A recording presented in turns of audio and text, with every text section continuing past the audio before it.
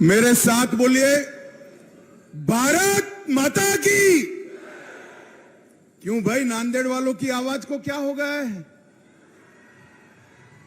देवेंद्र जी ने लक्ष्य रखा है 45 सीटों का। ऐसी आवाज से नहीं आती है भाई। मेरे साथ दोनों हाथ उठाइए, उठाइए दोनों हाथ।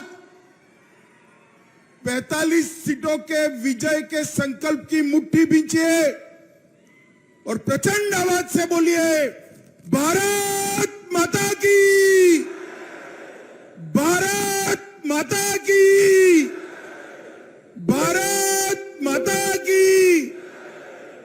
ये मीडिया वाले जरा सेट कर नीचे बैठ जाओ। बहुत टाइम के बाद मैं नांदेड़ आया हूं भाई, जरा सेट कर बैठ जाओ भैया प्लीज। अरे बैठ भी जाओ यार।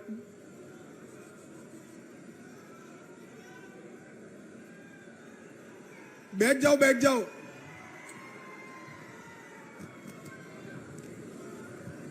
मंच पर उपस्थित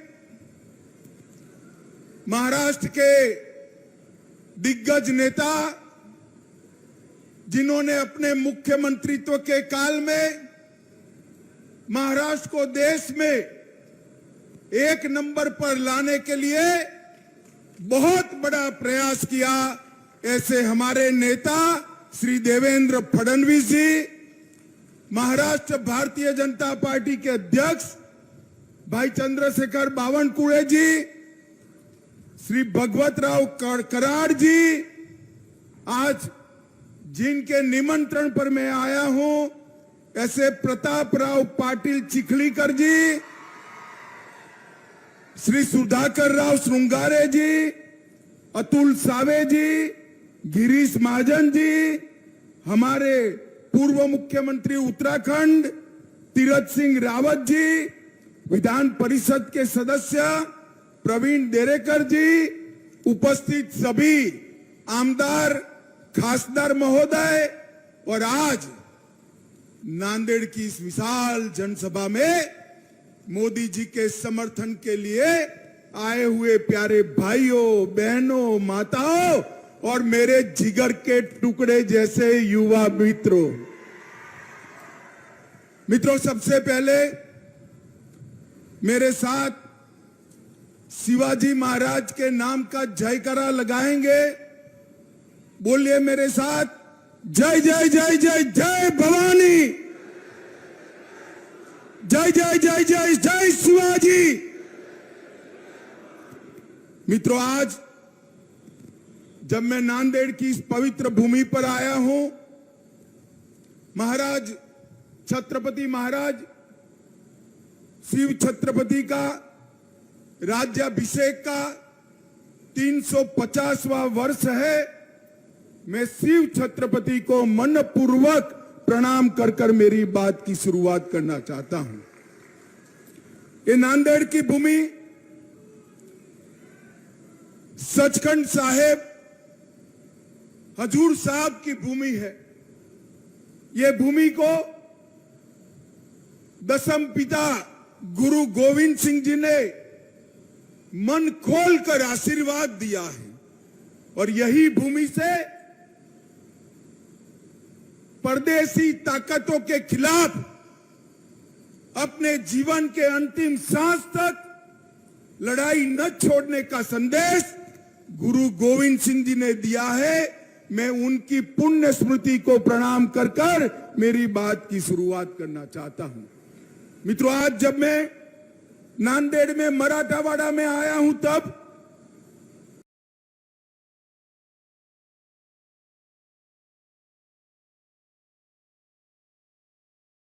ये मराठावाड़ा का प्रांत हैदराबाद प्रांत का हिस्सा था। देश तो 15 अगस्त 1947 को आजाद हो गया, मगर नांदेड़ और पूरे मराठावाड़ में, बीदर में, हैदराबाद में देश को आजादी नहीं मिली। वहां के जुल्मी शासक ने ढेर सारे यातनाएं की। स्वामी रामानंद तीर्थ के नेतृत्व में इसके खिलाफ आंदोलन हुआ और भारत के लौह पुरुष सरदार वल्लभ भाई पटेल ने पुलिस एक्शन लेकर 17 सितंबर 48 को हमारे इस मराठा वाड़ को आजाद करने का काम किया था।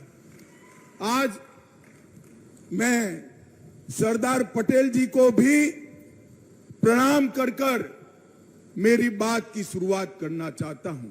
भैया आप लोग प्लीज बैठ जाइए ना नीचे, मैं यहीं रहकर बोलने वाला हूं। प्लीज थोड़ा कम जगह हो तो भी बैठ जाइए। वो लाल शर्ट वाले भाई जरा प्लीज बैठ जाइए। मित्रों, आज भारतीय जनता पार्टी की सरकार, एनडीए की सरकार और मोदी जी के नेतृत्व वाली सरकार के 9 साल पूरे हुए हैं। मैं भारतीय जनता पार्टी की ओर से नांदेड़ और समग्र महाराष्ट्र की जनता का धन्यवाद करने आया हूं। बहुत बहुत धन्यवाद महाराष्ट्र की जनता ने, क्योंकि 14 और 19 दोनों चुनाव में महाराष्ट्र की जनता ने मन खोलकर मोदी जी को वोट देने का काम किया। मन खोलकर यहां से खासदार भेजे और इसी का परिणाम था कि मोदी जी 2/3 बहुमत के साथ, पूर्ण बहुमत के साथ सरकार बनाए और 9 साल तक देश पर विकास क्या होता है इसका परिचय कराया। मोदी जी के 9 साल, ये 9 वर्ष भारत गौरव के 9 वर्ष। मोदी जी के 9 वर्ष भारत के विकास के उत्कर्ष के 9 वर्ष। मोदी जी के 9 वर्ष गरीब कल्याण के 9 वर्ष। मोदी जी के 9 वर्ष भारत को सुरक्षित करने के 9 वर्ष है। और मित्रों, 10 साल के सोनिया मनमोहन के शासन के बाद जब मोदी सरकार आई तब सभी क्षेत्रों में आमूलचूल परिवर्तन किया। मैं आज महाराष्ट्र की जनता को याद कराने आया। याद करिए सोनिया मनमोहन सरकार जिसमें शरद पवार साहब भी थे। ये 10 साल सबसे भ्रष्ट सरकार चली। 12 लाख करोड़ के घपले, घोटाले, भ्रष्टाचार करने वाली सरकार यूपीए की सरकार थी। और 9 साल तक प्रधानमंत्री नरेंद्र मोदी बने, एनडीए की सरकार चली। 9 साल में हमारे विरोधी भी हम पर भ्रष्टाचार का एक भी आरोप नहीं लगा सकते। हमने पारदर्शी सरकार देने का काम किया है। 9 साल के अंदर मोदी जी ने देश को सुरक्षित किया। अगले 10 साल याद करिए, आए दिन पाकिस्तान से आलिया, मालिया, जमालिया घुस जाते थे, देश में बम धमाके करते थे, आतंकवादी घटनाएं करते थे और हमारे जवानों के सर काट कर ले जाते थे। मगर मनमोहन सिंह के मुंह से दिल्ली में ऊफ नहीं निकलता। मोदी जी आए, उरी और पुलवामा किया। 10 ही दिन में सर्जिकल स्ट्राइक और एयर स्ट्राइक कर पाकिस्तान के घर में घुसकर आतंकवादियों का सफाया करने का काम नरेंद्र मोदी जी ने किया। ये 10 साल जो थे भारत में गरीबी बढ़ाने वाले 10 साल रहे। नरेंद्र मोदी जी के 9 साल के अंदर अभी अभी देवेंद्र जी ने बताया ढेर सारे गरीब कल्याण के काम हुए। देश के 80 करोड़ गरीबों के लिए हर व्यक्ति को घर मिले, हर व्यक्ति को घर में शौचालय मिले, हर व्यक्ति को घर में बिजली मिले, हर व्यक्ति को घर में पीने का पानी मिले, हर गरीब को 5 लाख तक की सारी सुविधाएं फ्री ऑफ कॉस्ट मुफ्त में मिले, गरीबों को 5 किलो अनाज प्रति माह हर व्यक्ति मुफ्त मिले और इसके साथ साथ गैस का सिलेंडर देने का काम भी मोदी जी ने किया।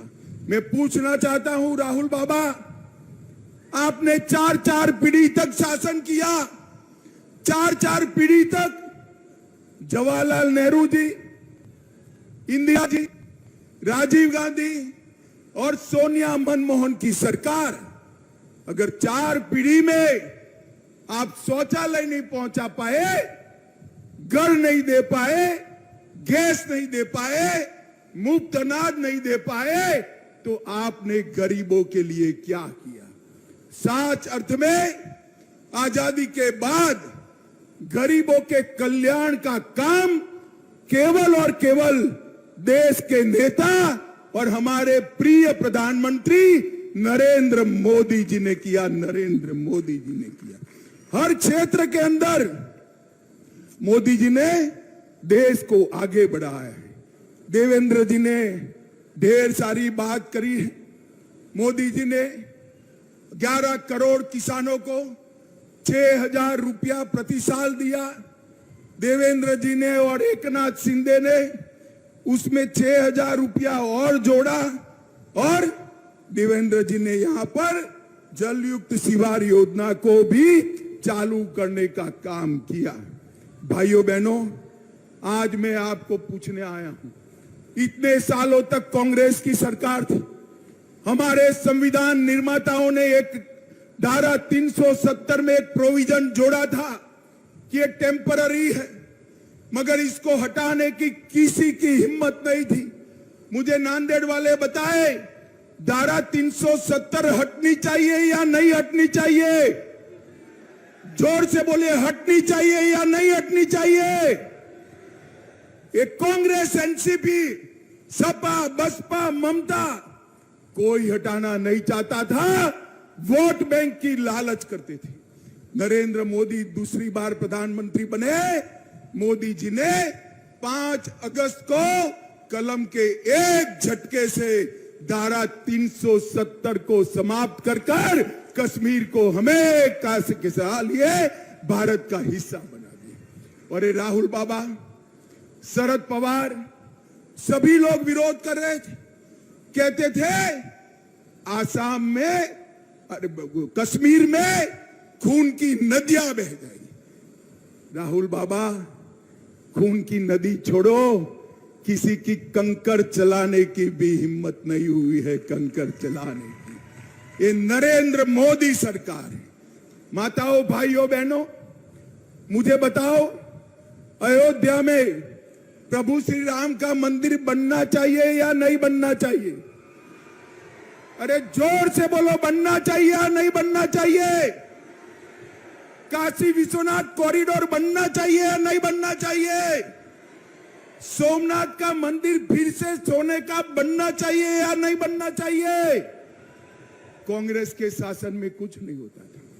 नरेंद्र मोदी जी ने बाबर ने तोड़ा हुआ वो राम मंदिर फिर से पुनः प्रस्तापित किया। ये राहुल बाबा, मैं भाजपा का अध्यक्ष था, मुझे ताने लगाते थे कि भाजपा वाले कहते हैं मंदिर बनाएंगे मगर तिथि नहीं बताते हैं। मैं आज नांदेड़ वालों को बताना चाहता हूं, नांदेड़ वालों, 2024 में वही अयोध्या की वही भूमि पर भव्य गगनचुंबी राम मंदिर बनकर तैयार हो जाए। नरेंद्र मोदी जी ने देश की संस्कृति और देश के इतिहास का सम्मान करने का काम किया है। नरेंद्र मोदी जी ने दुनिया में देश को गौरव दिलाने का काम किया है। आज देश भर में मोदी जी जहां जाते हैं वहां मोदी मोदी मोदी मोदी मोदी मोदी के नारे लगते हैं। और मित्रों, मैं आपको बताता हूं, ये मोदी मोदी के नारे, युवाओं, नरेंद्र मोदी जी का सम्मान नहीं है। ये मोदी मोदी के नारे मेरी नांदेड़ और महाराष्ट्र की जनता का सम्मान है, क्योंकि देश के प्रधानमंत्री। एक और मोदी जी को दुनिया में सम्मान मिल रहा है और दूसरी ओर कांग्रेस के शाहजादे राहुल बाबा विदेश जाकर देश का अपमान करने का काम करते हैं। अरे राहुल बाबा, विदेश में जाकर देश की राजनीति की बात विरोध की बात नहीं करते। ये सालों से परिपाटी है। आपको मालूम न हो तो तनिक सीनियर कांग्रेसियों को पूछ लीजिए। और राहुल बाबा यहां नहीं बोलते, विदेश जाकर बोलते हैं, क्योंकि देश में उनको सुनने वाले बहुत कम बच गए हैं, इसलिए वो विदेश जाकर बोलते हैं। माताओं, भाइयों, बहनों, हर क्षेत्र के अंदर भारतीय जनता पार्टी ने विकास किया है। और यहां पर मैं खास महाराष्ट्र में आज आया हूं। अभी अभी देवेंद्र जी और एकनाथ शिंदे की सरकार बनी, भाजपा शिवसेना की सरकार बनी।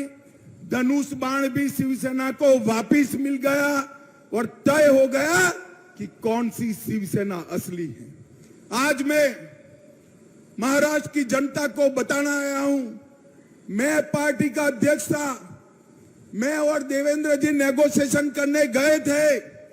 उद्धव ठाकरे ने स्वीकार किया था कि बहुमत एनडीए को मिलता है तो देवेंद्र फडणवीस भाजपा के मुख्यमंत्री होंगे, महाराष्ट्र के मुख्यमंत्री। और जब परिणाम आ गया, एनडीए जीत गई, तो उन्होंने वादा तोड़ा और सत्ता के लिए कांग्रेस एनसीपी की गोदी में बैठ गई। मैं आज यहां से उद्धव ठाकरे को पूछना चाहता हूं, उद्धव जी, हिम्मत है तो अपनी नीति स्पष्ट करो। ट्रिपल तलाक हटाया, उससे आप सहमत हो या नहीं हो? मैं नांदेड़ वालों को पूछना चाहता हूं, ट्रिपल तलाक हटाया, इससे आप सहमत है या नहीं है? उद्धव जी, आप नीति स्पष्ट करो। राम मंदिर बन रहा है, उससे आप सहमत हो या नहीं हो? मैं पूछना चाहता हूं नांदेड़ वालों को, राम जन्मभूमि पर मंदिर बनना चाहिए या नहीं बनना चाहिए? मैं उद्धव जी को पूछना चाहता हूं, भाजपा की कई सरकारें कॉमन सिविल कोड लाने की बात कर रही है। आप अपनी नीति स्पष्ट करो कि आप कॉमन सिविल कोड चाहते हो या नहीं चाहते हो। मैं नांदेड़ वाले को पूछना चाहता हूं, कॉमन सिविल कोड लाना चाहिए या नहीं लाना चाहिए? जोर से बोले, लाना चाहिए या नहीं लाना चाहिए? मैं उद्धव जी को पूछना चाहता हूं कि भारतीय जनता पार्टी, मुस्लिम आरक्षण नहीं होना चाहिए, ये हमारी मान्यता है। मुस्लिम आरक्षण संविधान सहमत नहीं है, धर्म के आधार पर आरक्षण नहीं हो सकता है। उद्धव ठाकरे महाराष्ट्र की जनता को बताए कि मुस्लिम आरक्षण होना चाहिए या नहीं होना चाहिए। मैं नांदेड़ वालों को पूछना चाहता हूं, मुस्लिम आरक्षण जाना चाहिए या नहीं जाना चाहिए? जोर से बोलो, जाना चाहिए या नहीं जाना चाहिए?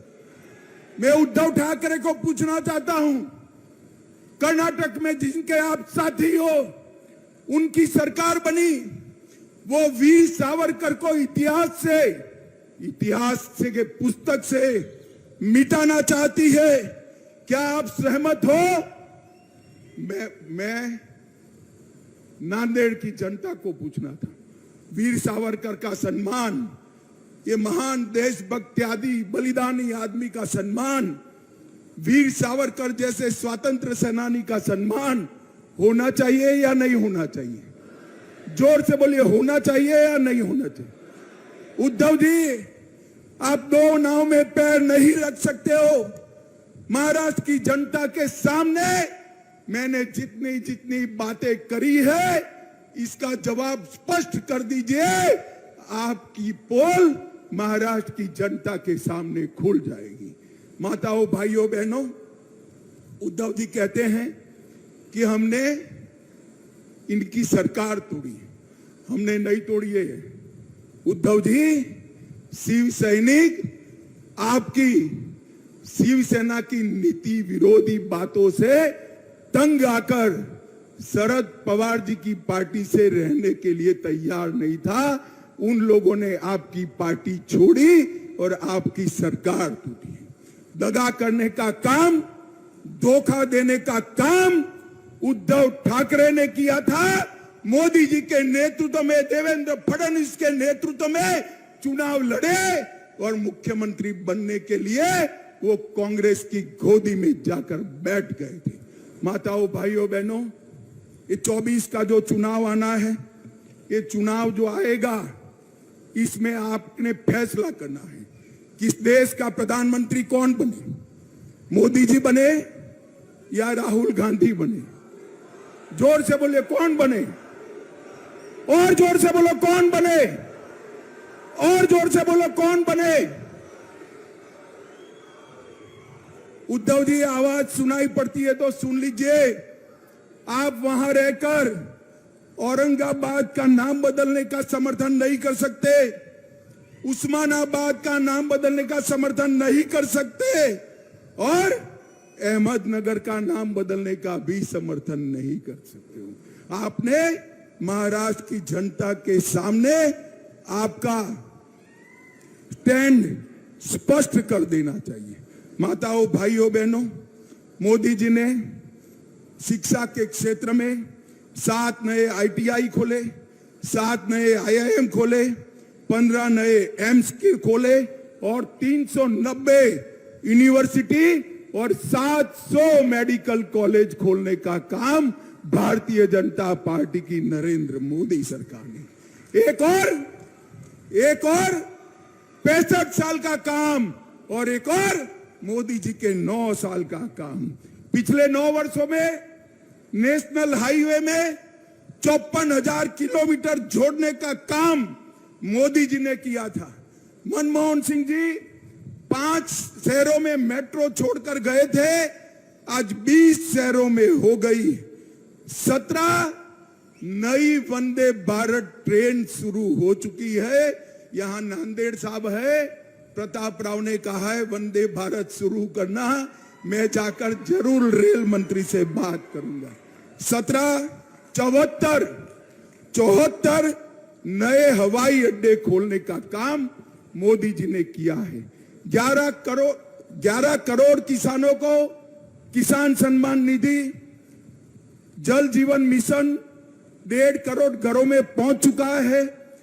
लगभग 60 करोड़ लोगों को आयुष्मान भारत योजना, लगभग 11 करोड़ शौचालय, 60 करोड़ लोगों को मुफ्त अन्न और देश में 13 करोड़ लोगों को नए गैस के सिलेंडर देने का काम भारतीय जनता पार्टी की सरकार ने किया है। माताओं, भाइयों, बहनों, स्टार्टअप की बात हो, अंतरिक्ष के लिए नई नीति बनाने की बात हो, व्यापार बढ़ाना हो, दुनिया में से उद्योग यहां लाना हो, नौकरियों के मौके बढ़ाने हो, हर क्षेत्र में मोदी जी ने जो कांग्रेस 4 पीढ़ी में नहीं कर पाई वो नरेंद्र मोदी जी ने किया है। और सबसे बड़ा काम किया है, मोदी जी ने हमारे भारत को दुनिया में सम्मान दिलाने का काम किया है। सम्मान दुनिया भर के राष्ट्राध्यक्ष कोई मोदी को बॉस कहता है, कोई पैर छूता है, कोई ऑटोग्राफ मांगता है, कोई उनका समय मांगता है। ये सम्मान भारत को मोदी जी ने दिलाया है। भारत का परचम समग्र दुनिया में लहराने का काम नरेंद्र मोदी जी ने किया है। और अंत में मैं एक बात कहना चाहता हूं, भाइयों बहनों, बताओ, ये हजारों की संख्या में बैठे हुए लोग, 50,000 से ज्यादा जनमेदनी है, मुझे बताओ, सबका कोविड का टीका, कोविड का वैक्सीन का दोनों डोज हो गया है या नहीं हो गया है? हाथ ऊपर करिए, हो गया है या नहीं हो गया है? 1 पैसा देना पड़ा है क्या? 1 पैसा देना पड़ा है? मोदी जी ने कॉफी पिलाकर सबको वैक्सीन दे दिया। और दूसरी ओर उद्धव जी ऑफिस भी नहीं जाते थे और राहुल बाबा कहते थे तो मोदी वैक्सीन है, मत लो। जब देखा कि सब लेने लगे तो रात के अंधेरे में जाकर खुद उन्होंने टीका लगा दिया। मोदी जी ने 230 करोड़ वैक्सीन के डोज देकर भारत की जनता को कोविड से सुरक्षित करने का काम देश के प्रधानमंत्री नरेंद्र मोदी जी ने किया है। भाइयों बहनों, मुझे बताओ, 24 के चुनाव को 1 साल बचा है। आप क्या चाहते हैं? मोदी जी की सरकार फिर से चाहते हैं क्या? अरे जोर से बोलो, चाहते हैं क्या? नांदेड़ से कमल खिलाकर मोदी जी के पास भेजेंगे क्या?